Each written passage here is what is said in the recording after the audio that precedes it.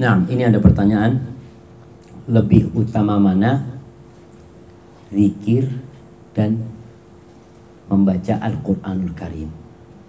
Ingat, Al-Quran ini termasuk zikir. Makanya Allah mengatakan, inna nahnu nazzalna dzikr, sesungguhnya kami menurunkan zikir, yakni Al-Quranul Karim. Wa inna lahu lahafizun, sesungguhnya kami akan menjaganya. Dalam beribadah, seorang muslim itu harus menempatkan dirinya di tempat dan posisi yang tepat. Berzikir di waktunya lebih utama dari baca Quran. Baca Quran di waktunya lebih utama dari zikir. Umpamanya gini, ketika setelah azan, ketika azan dikumandangkan, lebih utama mana? Kita baca Quran atau dengarkan azan? Dengarkan azan. Padahal kita tahu Al-Quran ini satu huruf 10 kebaikan. Azan nggak kayak gitu. Tapi ketika waktu itu lebih utama azan. Kenapa? Azan ini kalau selesai, ya selesai. Dia cuma punya waktu terbatas. Sedangkan baca Quran, kita bisa membaca. Artinya nanti siang kita, nanti malam kita mau baca, fadol. Nanti tengah malam mau baca, fadol. Tapi kalau azan, ya cuma waktu itu saja. Kemudian kita lihat, lebih utama mana antara azan dengan qomat, berdoa atau baca Quran atau berzikir? Berdoa. Oke, lebih utama berdoa. Tapi sebagian orang berdoa nggak khusyuk. Kalau baca Quran khusyuk. Lebih baik mana buat dia? Baca Quran buat dia. Karena kehusuan itu lebih daripada doa. Doa sambil baca, cuma pikirannya kemana-mana. Jadi umpamanya habis sholat, Assalamualaikum, Assalamualaikum, lebih utama mana? Baca Quran apa berzikir? Berzikir ketika itu. Nanti setelah berzikir, fadl mau baca Quran. Jadi seorang muslim harus pinter-pinter. Kapan dia berzikir, kapan dia membaca Al-Quran. Tapi kalau bicara secara umum, Al-Quran adalah afdol zikir. Quran itu zikir yang paling afdol. Di situ kita baca subhanallah. Di situ ada Allahu Akbar. Di situ alhamdulillah. Di situ semua ada. Ada asma Allah al-husna dalam Al-Quranul Karim.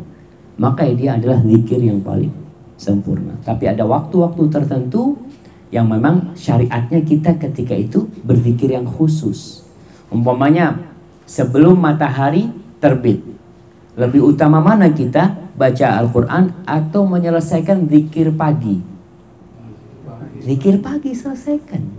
Nanti kau selesai matahari terbit, udah selesai syariat itu, kau baca Quranul Karim. Kalau misalnya kan ada beberapa yang nggak dikhususin waktunya, kayak tiga apa namanya? 3 mudah di lisan tapi berat di timbangan. Nah, iya. Zikir subhanallah bihamdihi, subhanallahil azim, itu zikir. Iya. Gini, ada waktu-waktu yang mutlak. Artinya waktu itu tidak ada zikir khusus. Lebih utama mana kita baca subhanallah bihamdihi, subhanallahil azim, atau baca Al-Quranul Karim? Baca Quran.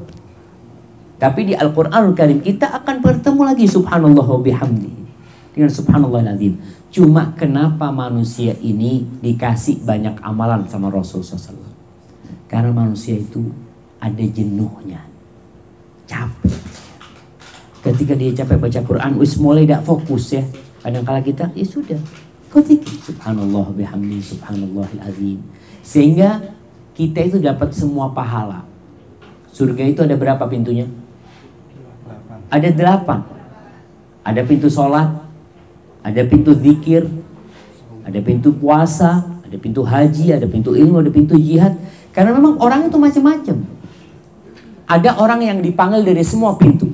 Artinya amalan itu, semua amal kebajikan itu dia ambil semuanya. Tapi ada orang yang ngomong, Ustaz, anak kalau suruh puasa sunnah, Allah repot Ustaz, anak sodakoh aja. Ya insya Allah dia masuk dari pintu sodakoh. Ada orang yang ngomong, Ustaz kalau sodakoh ini nggak tahu Ustaz, anak kok cinta banget sama harta Ustaz ya. Anak mau puasa sunnah aja. Dia daripada sodakoh asal puasa sunnah. Nggak apa-apa kalau puasa sunnah tapi zakatnya tetap keluar, yang wajib. Ada orang yang kayak gitu. Tapi ada orang yang sodakoh iya, puasa sunnah iya, ilmu iya, zikir iya, haji iya, jihad iya, semuanya. Makanya Abu Bakar Siddiq itu insya Allah dipanggil dari 8 pintu surga. Dan wanita, ibu-ibu, amalan apa yang menyebabkan wanita dipanggil dari semua pintu surga? Apa? Sholat 5 waktu. Kemudian puasa Ramadan. Nih, puasa Ramadan. Sebagian ibu-ibu itu sampai sekarang masih punya utang. Belum lunas puasa Ramadannya. Kemudian yang ketiga, taat kepada suaminya. Taat. Ingat, taat kepada suami ini ibadah, ibu-ibu. Jadi ibu-ibu jangan berat kalau taat sama suami. Mau suaminya ngomong, udahlah kau nggak usah ikut kajian lah, di rumah aja. Taat. Artinya alhamdulillah sekarang kajian nggak harus datang gitu. Kalau memang dilarang sama suami, alhamdulillah sarana untuk apa?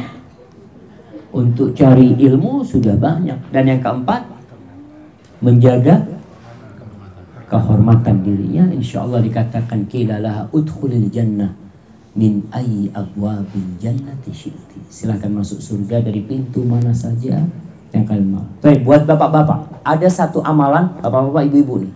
Kalau diamalkan dibukakan 8 pintu surga. Puasa. Baca doa setelah wudu. Nah, kalau ada hadiahnya dikasih hadiah tuh yang jawab. Nah, apa doa setelah wudu?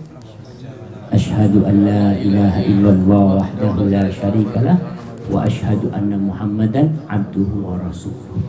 Itu dibukakan. Ada tambahan Allahumma ja'alni minat tawwabin waj'alni minat mutatahhirin. Walaupun tambahan itu sebagian ulama menghukumnya dhaif, tapi yang sahih doa tadi itu dibuka 8 pintu surga.